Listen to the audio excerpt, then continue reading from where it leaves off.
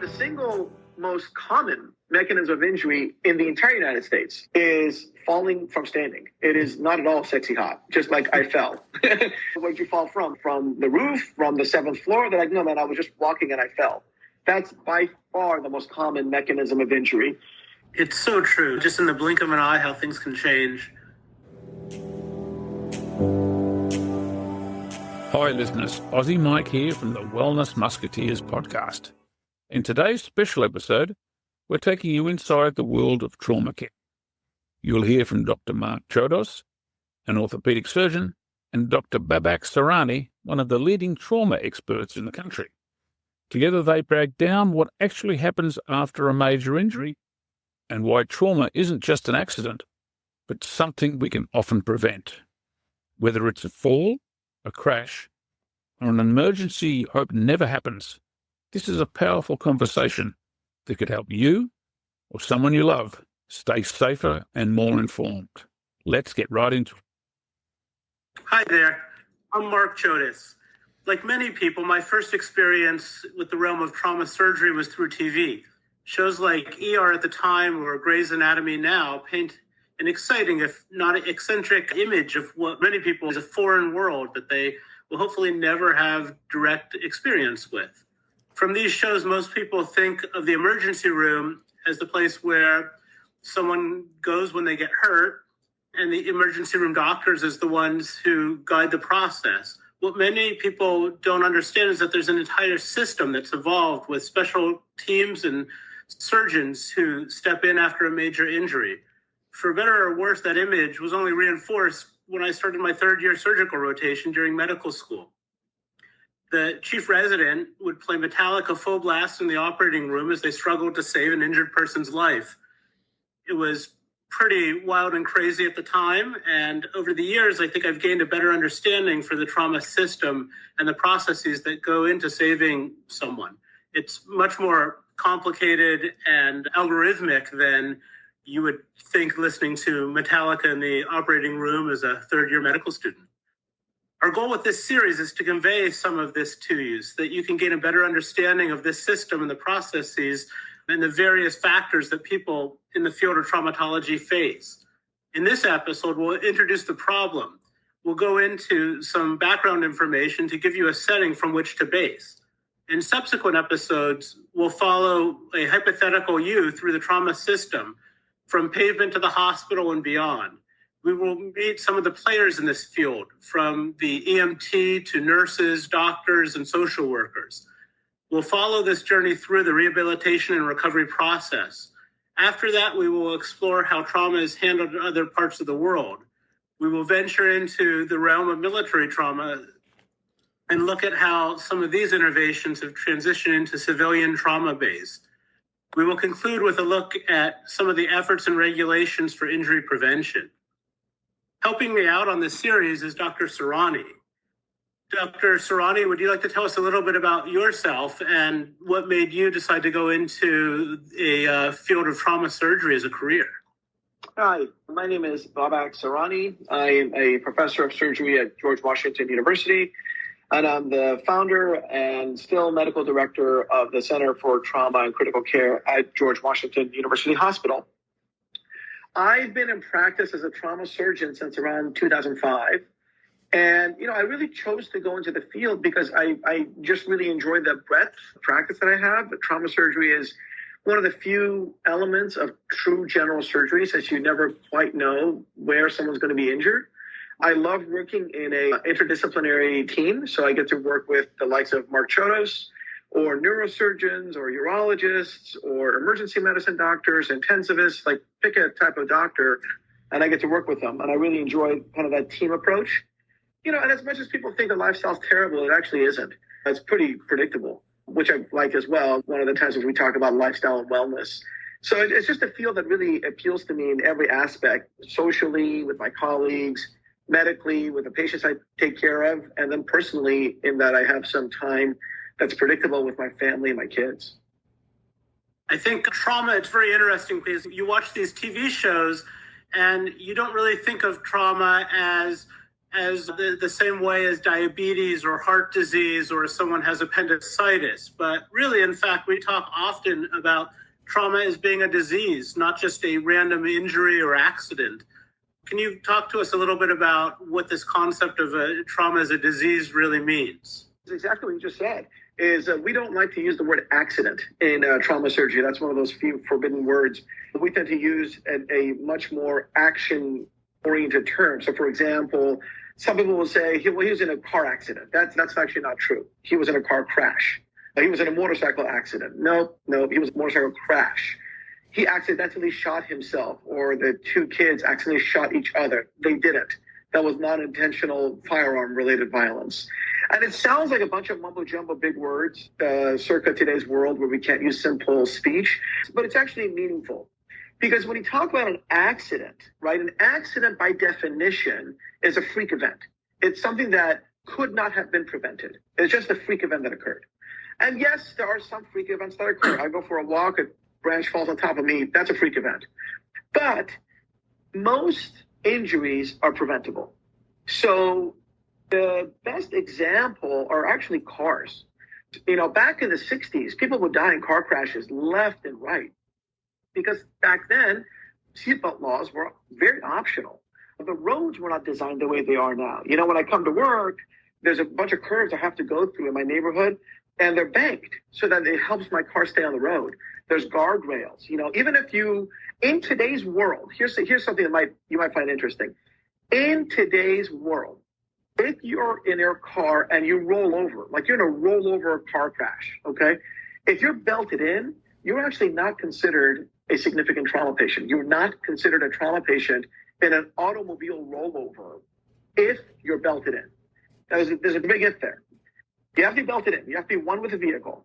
And if you become one with the vehicle, then the car is designed to take its own weight, no matter how it is, so that it will not crush on top of you. It'll crush around you. And you see those things all the time, right? When you look at the news and someone's been in a bad car crash and the car looks like pulverized, but the passenger compartment has this tiny little space and the driver's kind of okay. Well, that's the design. That's an engineering process that we have created. So the engine block takes the energy, the A-frame takes the rolling energy, and lo and behold, the passenger compartment is okay. So long as you are where you're meant to be, which is belted in. You're not belted in, you're going to go for flight, and then we can talk about what a real trauma patient looks like. And same thing with firearm injuries, by the way. There's no reason under the sun, none whatsoever, why a 5-year-old should shoot their 3-year-old sibling. That should never occur if the firearm is secured properly, right? So we don't really talk about accidents. We talk about collisions. We talk about crashes. We say that was unintentional to really emphasize the point that they're all preventable anyway. And so if you approach trauma with that kind of mentality, then it actually makes sense that it is more of a public health disease. Much like, many things in public health are preventable. And I'll ask you in a sec, Mark, once I stop my little soapbox thing here, about maybe an analogy in the foot and ankle world. Like, what can I do to prevent myself from getting injured? What would you say, Bob, that was potentially some of your own doing? The leading cause of death in the United States, after about 1 or so years old, after your infant years, up until age 44, is trauma. And therein lies the problem, right? So if you are a policy expert, if you're some person who's trying to, lead the country, who don't you want to die? The persons that I don't want to die are my young, because they are the future, right? They're the ones who are going to invent stuff. They're the ones who are going to pay a lot of taxes. They're the ones who are going to get, married and have offspring. They're the ones that are going to propagate the society. And so it's key that we keep our young alive, not to take anything out of the elderly. I'm 50 and I'm starting to like the elderly more with every year, but it's the young. And so that's what we look at trauma on. It's not so much how can I fix you once you've been injured. My field is more how can I prevent you from being injured in the first place. And yes, of course, there will always be people who are injured who will always need our help. But we start from a premise of injury prevention, and then we go into injury management or injury treatment. So I don't know, Mark, what do you guys do? If I was to say to you, give me something that's preventable in the world of orthopedics. Well, I think what really opened my eyes to this concept of trauma as a disease was when I rotated through shock trauma back in 2004 in Baltimore, and there were people from multiple different residency programs and from the military. When someone was admitted to the hospital as a trauma, they would go the next day, not to whoever happened to be the person on call that night, but to whoever's service they belonged to based on where they first appeared. So, for instance, if you came in the first time you were injured when a Hopkins resident was on call, you were forever going to go to the Hopkins team versus the University of Maryland, whoever the resident had been on call. And you would see these people that had come in 3, 4, 5 times, shot multiple times again and again and again, people that were in car accidents more than once. So the concept of trauma being a disease and not just a random event, there's clearly underlying factors and societal things that are going on that lead to this. And there's been so many advances over the years in overall safety mechanisms out there. So we see people that are surviving things that they normally wouldn't have survived if you went back to the 1950s, the 1960s, the 1970s. We see, for instance, with race car driving all the time, there's severe foot and ankle, lower extremity injuries because the vehicles have gotten so much better and so much safer that people are surviving these high-speed car accidents on the racetrack. And now what we're finding is that as the box collapses around them, it's their feet and ankles that are getting crushed. So there's a lot of a look at what can be done to protect against that. In the past, those injuries probably happened, but people just did not survive these accidents. In the early 2000s, I remember during my training, we were seeing a lot of people coming in with high energy traumas, motorcycle crashes, things like that previously probably didn't survive. And these are middle-aged people, and they're coming in with heart disease and diabetes and other conditions that you don't see in the 20, the 25-year-old trauma person. It led to a whole new area purely because people were able to survive things that maybe they didn't survive before. There's definitely been a lot of safety and changes with the road and vehicles. I feel like the epidemiology and demographics of injury have changed over time because of these kind of factors. Do you see that in your everyday practice? Sure. I mean, as I said before, I'm 50 years old, so I pretty much grew up like in the 80s and 90s, right? And so in the 80s, drunk driving was a scourge. Not to say that we've eradicated it, because we certainly have not. But back then, you saw really a societal focus. Mothers Against Driving, MAD, or these other types of organizations that really said, we are not going to tolerate this. And you saw the beginnings of safe rides, free taxi rides. Remember, for my younger listeners, there was no such thing as Uber. There were taxis. But, you would get free taxi rides if you were drunk, and they were subsidized by I don't know who. These days, you still see the same thing, particularly on known high-risk events like New Year's Eve, where you can get a safe ride home to avoid drunk driving. So you see that we have really done a pretty good job as a public health initiative and saying, look, this is a high-risk behavior. This is a high-risk environment. We know on Halloween, on New Year's Eve, on your 21st birthday, on these very specific events, the probability of drunk driving skyrockets. So we're going to target those particular times. I think there's a lot more, and we've done the same thing as you and I just talked about in regards to motor vehicle safety. Motorcycle safety, helmet laws are mostly there. They're not quite ubiquitous in all the states. There's some ups and downs there. But regardless, I think we've done a pretty good job of addressing preventability of injury and safety across a very wide spectrum. There's still plenty of work to be done, plenty.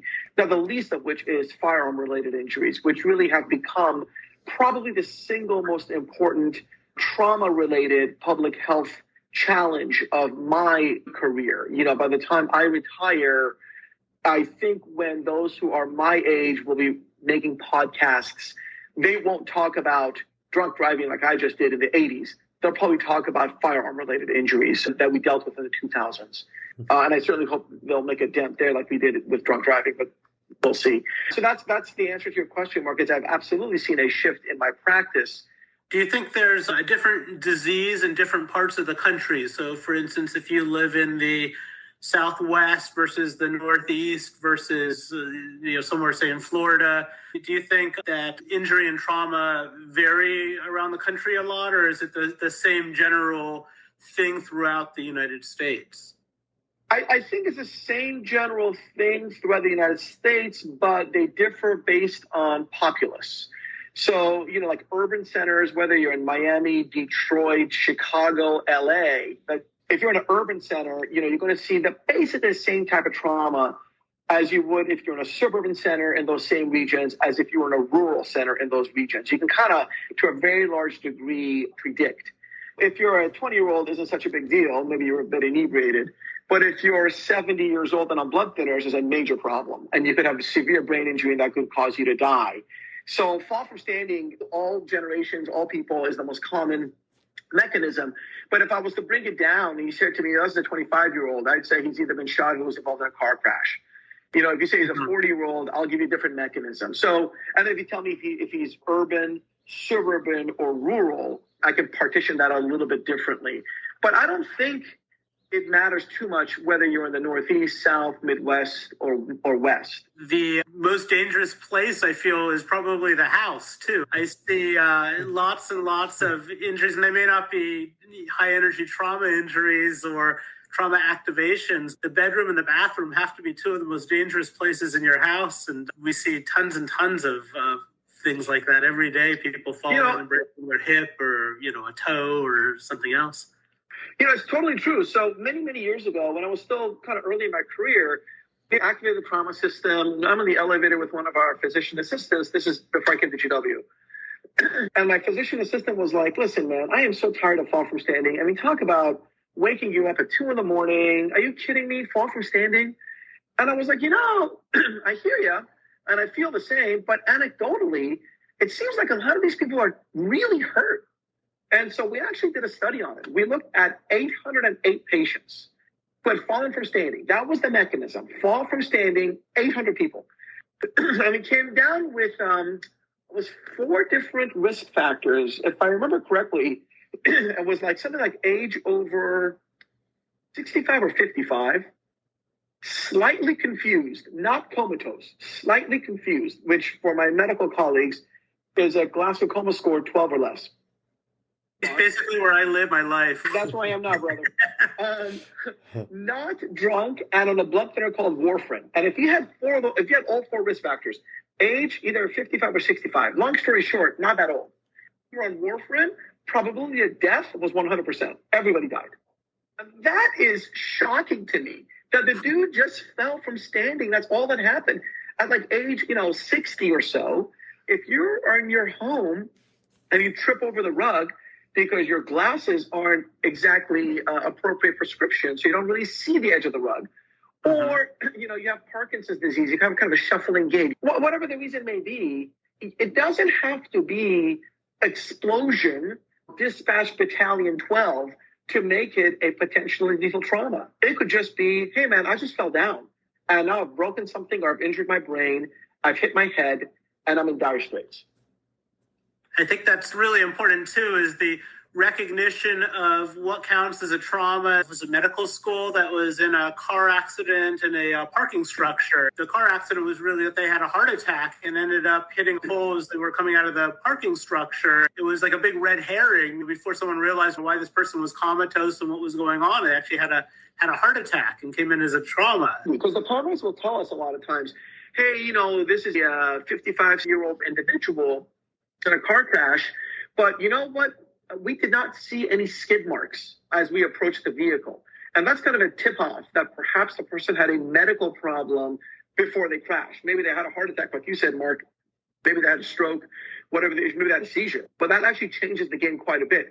So the handoff from the paramedic can give all sorts of clues as to what you should look for. And that really alters the game on how we even start the assessment of the patient. As opposed to the paramedic says, man, the car was pulverized and there's skid marks and there's all sorts of stuff.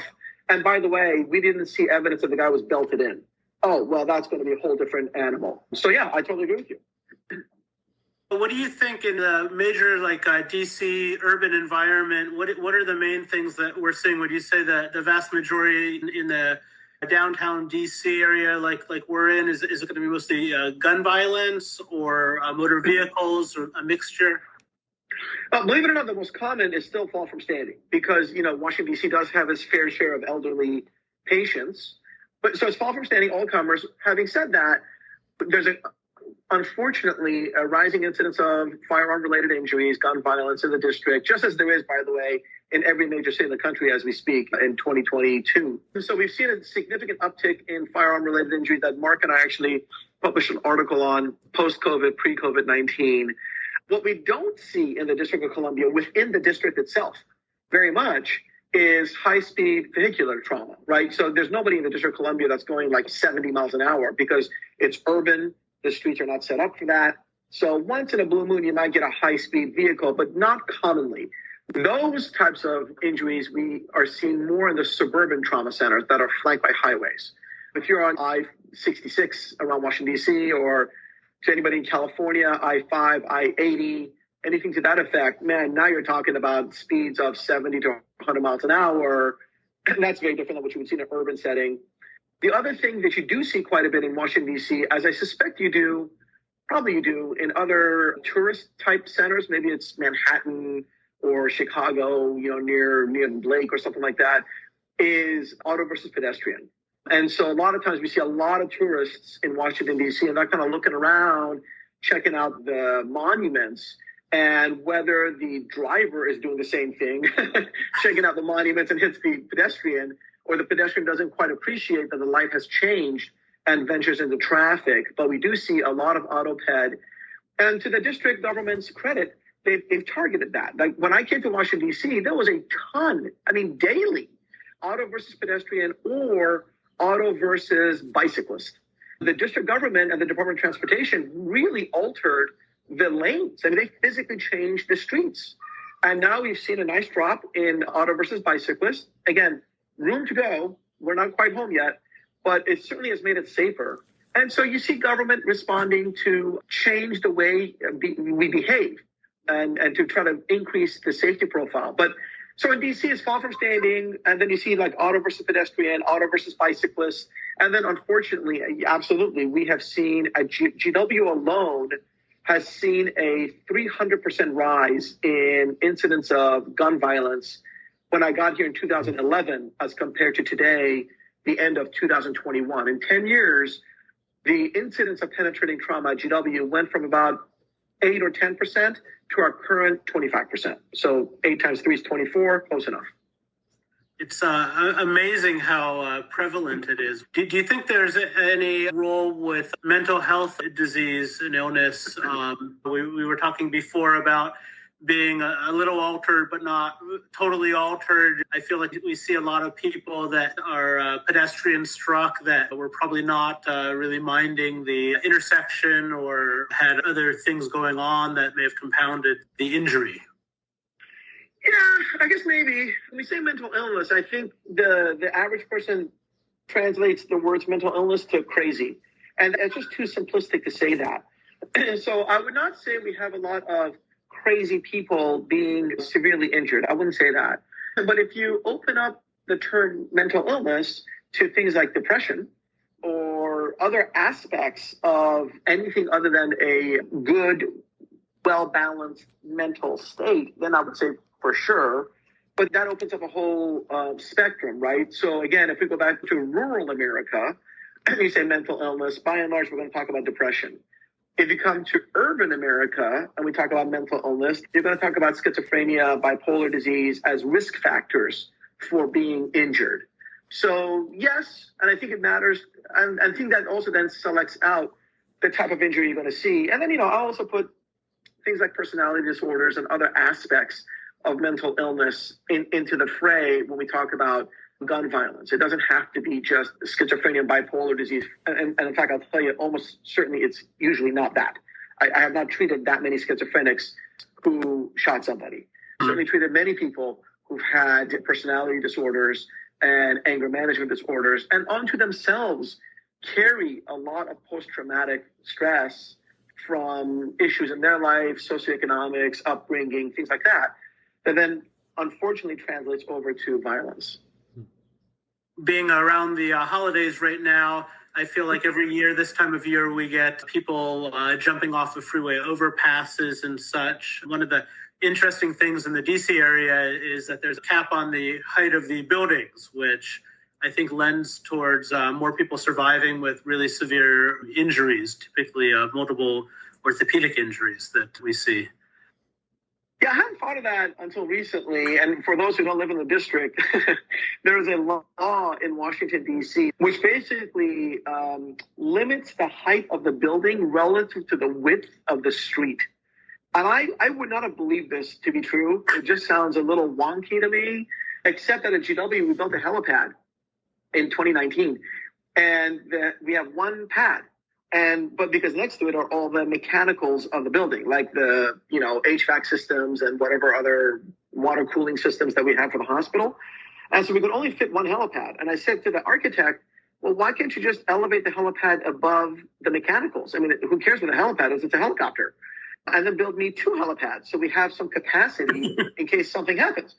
And from the lawyer's lips, I heard that's physically impossible because we've tapped out the height of the hospital relative to the width of the street. And I was like, wow, I thought that was just an old wives' tale. Come to find out it's not. It's an actual law.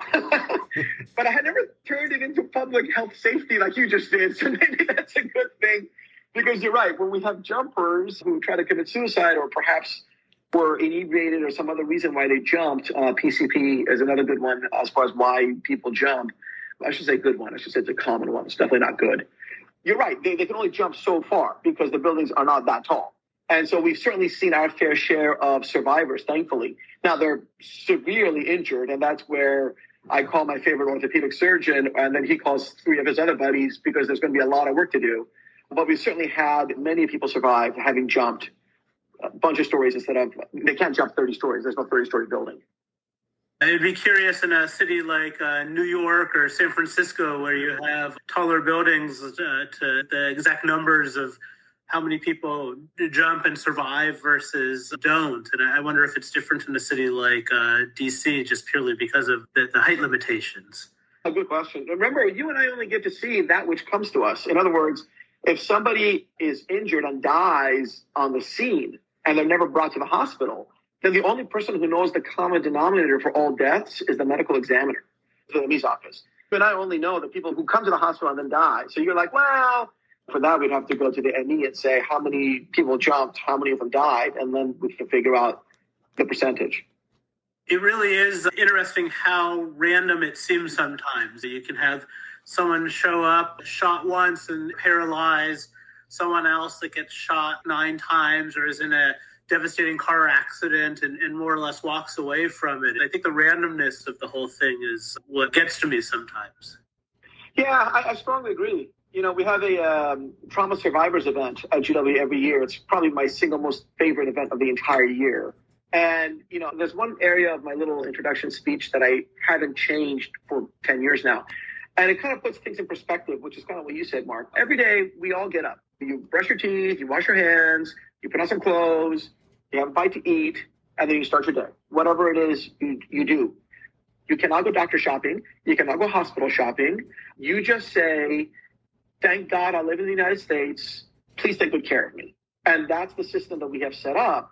And never, ever forget, even when you're dealing with a grieving family, you're dealing with a difficult patient, what I try to keep in the back of my mind is, you know what? 3 hours ago, this guy was eating a bowl of cereal like I was. And just give him a break because things just changed for him or her in a way that they haven't for me, and they need time to acclimate and adjust. And that's a key difference in the lives of those people versus the lives of others who may be ill, like my friend is, but at least have a little bit more of a predictable aspect to their illness. It's so true. Just in the blink of an eye, how things can change.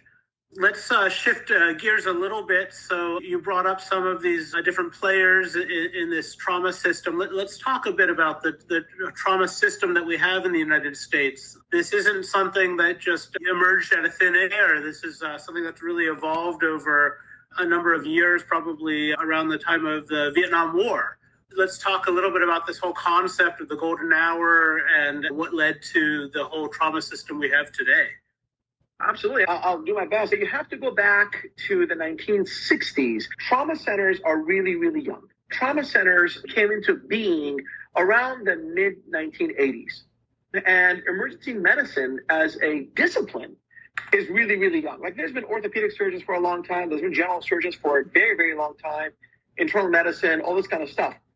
Emergency medicine came into being in the late 1970s, early 1980s. And so we're talking about systems of care that are really quite young. If I'm going to put a little plug out there for anybody who wants to, go to like YouTube and YouTube a TV show that was called Emergency. It was the first TV show ever created to really talk about what a paramedic even is. And it was set in the late 1970s in Los Angeles. And it was these two paramedic firefighters named Johnny and Roy, and they would get in their rescue squad and go places and treat the injured. And it was revolutionary back then. Prior to Johnny and Roy, if you were in a car crash or something, literally a hearse showed up. Like where you put the dead people in the coffin, that's what showed up. And even in emergency, you'll see the hearse show up, but the paramedics get inside it. So I guess that's a step up. And before Johnny and Roy, you would go to the local hospital, which had an emergency ward. There was no department, and anybody could attend there, whether it was family practice or internal medicine or surgery. You got what you got and didn't get upset. There was no specialty. And if you made it, that was lovely. And if you didn't make it, I guess that's an issue. Well, in the late 1960s, Lyndon B. Johnson, LBJ, signed the Highway Traffic Safety Act. And I probably have the name wrong, but something to that effect. And that was the first allocation of federal dollars to start creating safety systems for our transportation. And the National Highway Transportation, NHTSA, was born. Following that, there's an EMS Act that's signed, and dollars are allocated to create 911, pretty much as we know it today, with paramedics and all that, and pre-hospital care. So that then led to ultimately the development of emergency departments with specialized doctors that are emergency medicine doctors, which I am not. And then ultimately into the 80s, we get into trauma surgeons, who are surgeons whose specialty rests on dealing with people with actual or potential life-threatening injury. But you're not going to see Babak Sarani. It's interesting because in Europe, I think it's a little different. Don't a lot of basic orthopedic things get handled by a trauma surgeon? And I don't know if that's evolving or not, but there's been a lot of overlap. We should do a whole episode on European trauma or medicine because it's entirely different. Many hospitals in Europe, the orthopedic surgeon basically is the trauma surgeon. He or she is the first person you meet. The most common injury is a broken bone. Whether it's your arm, your leg, your pelvis, your foot, whatever it is, that's the most common injury. It's just different. To each his own, right? But again, remember, in Europe, they also don't have firearm injuries and things that need a general surgeon. In the United States, a surgeon such as myself, I will only be notified by the emergency department that the patient's arriving if they meet certain criteria created by the CDC, actually, by the federal government, that then puts the person at risk for actual or, I guess, maybe potential death, where you need a surgeon to see you on arrival. And then luckily, more often than not, it's not that bad. And we can kind of stand down. But on a regular basis, I would certainly say every couple of day basis, we will see somebody who's at imminent risk of death. And then the ability to jumpstart the system and get somebody who can stop bleeding, basically, that's my job, is pivotal. And then once the bleeding stops, the dust settles and we can call others for help. Now, that concept of the golden hour, that really evolved out of the Vietnam War, the concept of if you can get someone to a hospital, a center to manage their injuries, their trauma within an hour, that the vast majority of people could be saved or salvaged. Versus in prior wars, there was a significant delay getting from the field to a doctor. And many people died, and that the concept was, well, if we can take that and translate that over to civilian medicine, it really is interesting that hour does make a big difference. There's a very, very famous trauma surgeon, my mentor, frankly, so I'm pretty happy that I know this person. His name is Dr. Bill Schwab. And what Dr. Schwab wrote about in one of his addresses to one of the trauma societies basically said every time the country goes to war, the care of the injured patient improves dramatically, which is true. It's sad that we have to go to war, but it's true that the lessons we learn in war, we translate to our civilian population. That's true of the Iraq and Afghanistan experiences, that we just were in recently. But if you go back to World War II, you were injured and there really were no really good evacuation systems back then. So if you were severely injured, you were not going to do very well. The lesson that was learned after World War II into Korea was helicopters. So in Korea, we developed systems to rapidly evacuate patients. And anybody who's watched the show MASH will know that, right? You see the helicopters landing and they had the MASH hospitals. They're waiting to receive them with the characters, Hawkeye and those guys. In Vietnam, they took it one step further and they said, okay, we're going to keep the MASH-like hospitals. We're going to keep the helicopters. But now we're really going to forward deploy corpsmen and medics. And we're going to train these people on how to start IVs. We're going to train these people on how to give morphine and pain medications. Now we're going to basically project forward our capability to start care at the point of wounding. That made a huge amount of differences. And there were some downsides to that. We discovered a new disease called ARDS and what happens when you give someone too much IV fluids. And so when we went to war in Iraq and Afghanistan, we took those lessons and we said, okay, corpsman or medic, do not give a lot of IV fluids, but do a ton of other stuff. Put on tourniquets, decompress the chest, render pain relief, keep the person warm. Oh, and by the way, we're going to launch Black Hawks, and no one is going to stay on the battlefield very long when they're injured. We can clear the battlefield and evacuate our wounded. And lo and behold, in the current wars that just ended, we have the lowest case fatality rate of any U.S. Military experience in which we've been involved. Of any major war, this had the lowest number of percentage dead because we kept projecting forward. And those lessons have now been translated to the civilian arena over the course of each time period between the wars. So now we're telling the paramedics in the field, do not give a lot of IV fluids because all of a sudden, this disease that we saw in Vietnam, ARDS or Da Nang lung, napalm lung, all of which is kind of the same thing, we just don't see that anymore. Do go ahead and utilize tourniquets. Do go ahead and decompress the chest. And then get them to the trauma center as fast as possible. And the trauma center, we've kind of started to change our paradigm, where we used to give a lot of different types of medications and blood products. And now we're kind of doing it the same way the Ranger Battalion did it in Afghanistan and Iraq. And lo and behold, we're finding civilians are doing better. So you're right. The lessons we learned in war, and Bill Schwab was right. The lessons we learned in war, we apply to the civilian environment. And you find we all move forward. It's just that, unfortunately, in the world of trauma surgery, where we deal with injury, it costs us a war. And what weighs heavy in Dr. Schwab's mind, and I know this because I know him personally, and what weighs heavy, I think, in all of our minds is the cost of that knowledge are the lives of the 19 and 20-year-olds, right? The soldiers, the airmen, the sailors, the Marines. It's amazing how quickly people can be moved around the world. I think back to 2004, we had an injured Marine that showed up at shock trauma 72 hours out of the field with devastating injuries, but it's just amazing how quickly those lessons get applied to moving people from a car wreck to a trauma center in the U.S. You look up every so often and see a helicopter flying overhead, and you can tell which of these helicopters are the paramedic rescue helicopters. It's unfortunate the way these lessons are learned, but seeing them applied is incredible how it does make such a huge difference. And I think that's going to be a really interesting discussion when we pull in some people from the military to talk about what the current state is there and get an idea of where the future is in the civilian world. I totally agree with that. And when I train nowadays our residents and our fellows, and even when I speak to colleagues outside of the trauma center, as an example, someone may call and say, well, I've got a patient over here in my particular hospital. It's not a trauma center, for example. And this guy is really terribly ill. And I say, well, I'm happy to help you. Send me the patient. And once in a blue moon, you'll get one of these, well, he's too unstable to transport. Like, from the military, we learned he's actually too unstable to stay.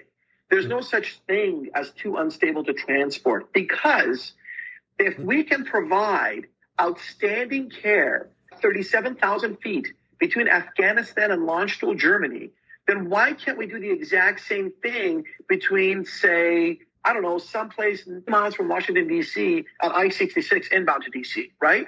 So if you can do it in the back of a airlift from Afghanistan to Germany, surely we can do it within the continental United States. And that changes the entire paradigm. And that's kind of my point, is there's no such thing as too unstable to transport. There's only too unstable to stay, so long as you have the infrastructure to transport that person, right? So to your point, Mark, those helicopters basically are flying hospitals. The ambulance that we created is a mobile intensive care unit in every sense of the word. The only thing I cannot do in the back of that ambulance is operate. Shy of that, I can do anything that I can do in the hospital in the back of the ambulance. So what's the problem? I think one of the next steps that it'll be interesting to see from the military perspective, we spend as a society a small fortune. Some of these traumas are probably upwards of $1 million in care. And then the people are discharged from the hospital, and oftentimes to maybe not the best of social situations or recovery situations. And I sometimes shake my head, and you see how much you've invested up front, and then there's just not the resources afterwards. So it'll be interesting to see how the rehabilitation process and what role that plays in the military. And I wonder if that will be kind of the next thing that we see here. You invest all this money, and is it wasted in some ways? It's interesting how that process moving on, I feel like there's a void there that is probably going to be one of the next stages to get addressed. Yeah, I agree with that. It's probably worth having a social worker or somebody or a physiatrist who kind of understands this is the intersection between insurance and rehabilitation. So you don't need to have a dime in your bank or even any form of health insurance of any sort to receive emergency health care in the United States. You don't. You can be about as poor gets and have no insurance whatsoever, and the trauma center will take care of you. I don't know my patient's insurance status. I purposefully never, ever look it up. That's just my personal policy. I don't want to be biased by anything.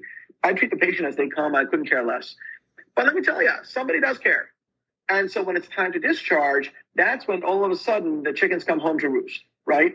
All of a sudden the rehabilitation centers, which are not under any legal onus to take you, as the trauma center is, they just won't, unless you have some means to cover that, as well as someplace to go thereafter. The rehab centers don't want somebody who's going to be there for 3 months, because when they're done rehabilitating, they have no place to go.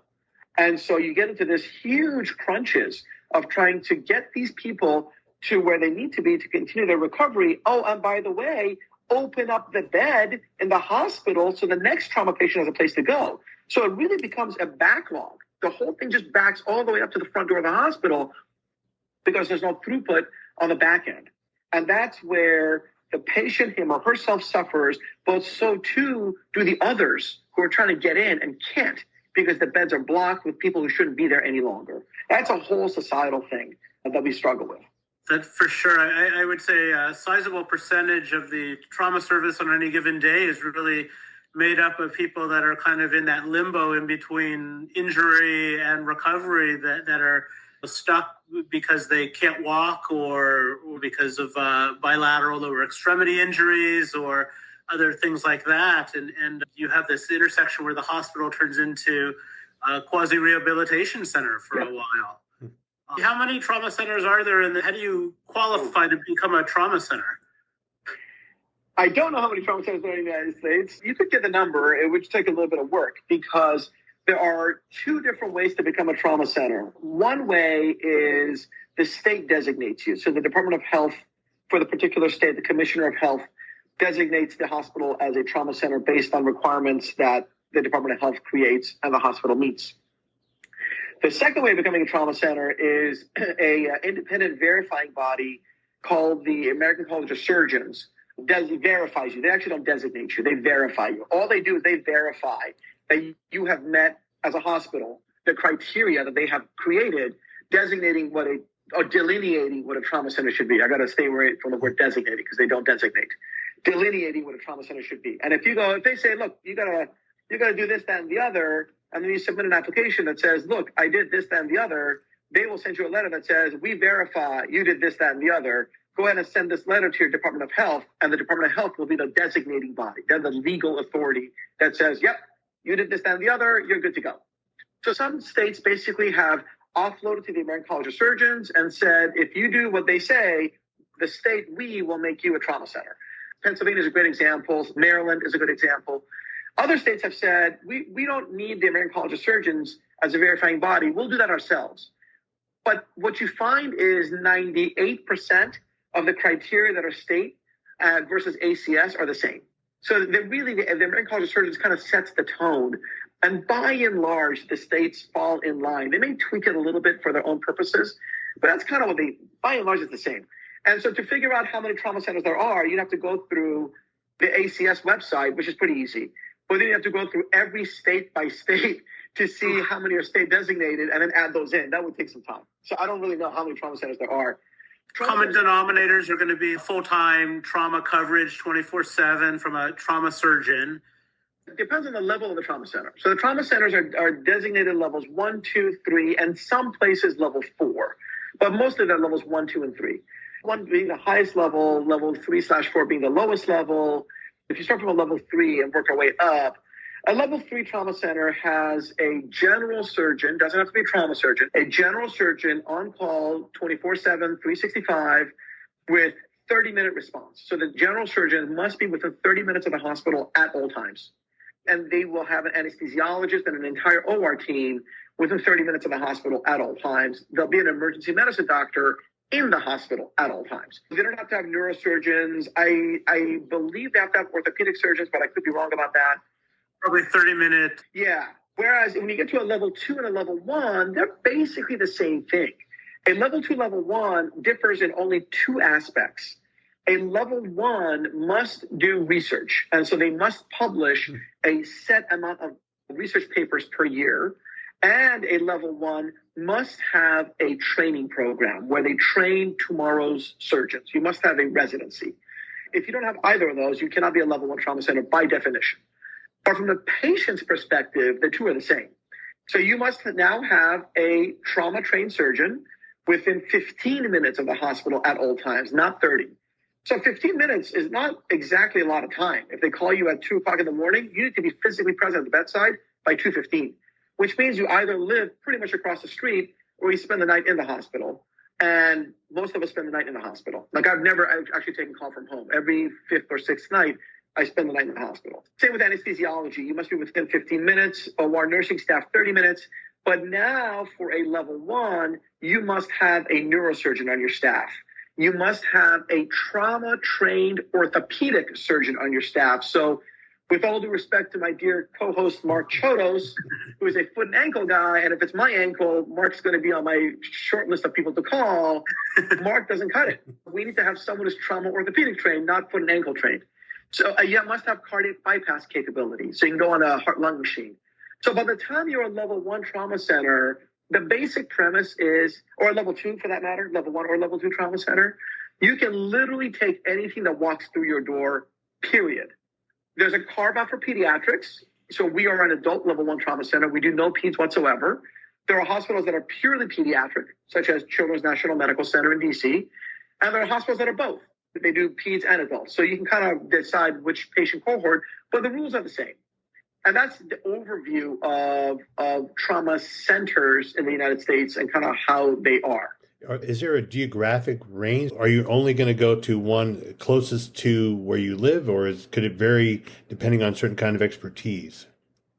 Yeah, that's a great question. There are no rules in the United States about location of trauma centers. There are some places that are just inundated with trauma centers. Florida is the poster child. There are a ton of trauma centers in Florida. I'll dare say Washington, D.C. is also approaching that because we have a lot of trauma centers for the number of people who are actually injured.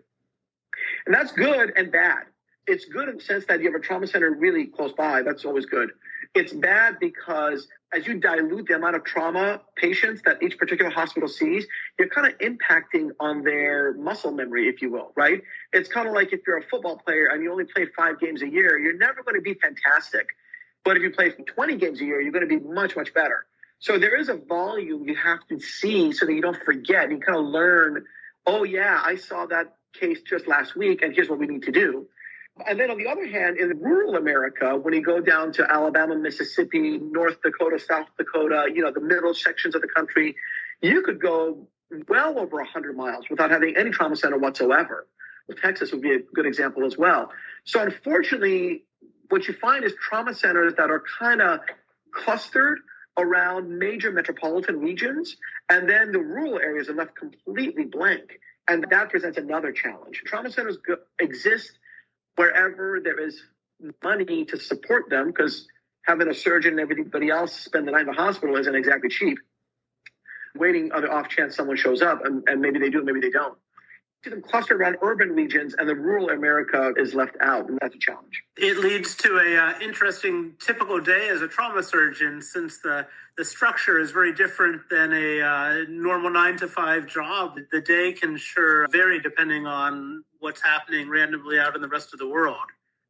Yeah, listen, if you wanted to be a firefighter when you were a kid, you should be a trauma surgeon. That was me, right? So every day feels like a firehouse. You go in, you don't exactly know what's going to happen. I've certainly had my fair share of days where I've been relatively kind of okay and did some paperwork and maybe said hi to a few people, but it wasn't that bad. And then I've had days where I've just drank from a fire hose and blinked my eye. It's 8 o'clock at night. And I'm like, dude, I haven't even gone to the bathroom. So it just depends. Your day is whatever it's going to be. Every day is Christmas. You never quite know what's going to happen. If you like that type of schedule, then it's a great field. If you don't like it, it's not such a good field, but it's also one of the few fields of medicine where you punch in and punch out, right? So like right now, I'm home, it's Sunday night. There's not a chance the hospital is going to call me unless there's a mass catastrophe. Tomorrow, when I'm on call, I would never say, let's record a podcast, because at any moment's notice, I could get, toned out and have to go to the emergency department. So you're on when you're on and you're off when you're off, which is why I said at the beginning of the podcast, the lifestyle actually is pretty good.